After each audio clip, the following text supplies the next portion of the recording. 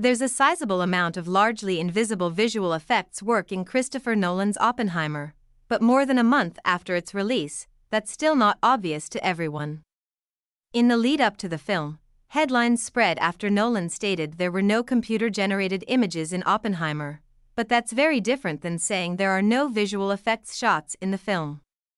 Some people have picked that up and taken it to mean that there are no visual effects, which is clearly not true, Oppenheimer's Oscar-winning VFX supervisor Andrew Jackson tells The Hollywood Reporter. Visual effects can encompass a whole lot of things.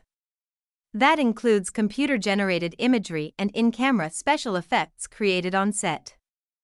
One VFX moment is the scene recreating the Trinity test in which scientists, led by J. Robert Oppenheimer, Cillian Murphy, detonated the first atomic bomb in New Mexico on July 16, 1945.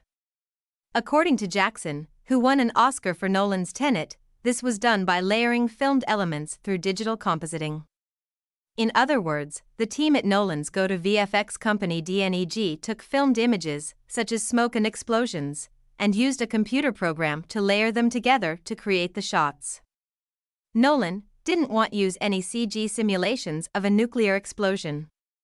He wanted to be in that sort of language of the era of the film, using practical filmed elements to tell that story. Of the visual approach to the movie, which was lensed in 65mm film with IMAX cameras by cinematographer Hoyt van Hoytema, Jackson says they didn't try to make an exact copy of what the explosion would have looked like, nor did they want something too stylized. He says they opted for something in between, a sort of loose artistic interpretation of the ideas rather than an accurate representation of the physics.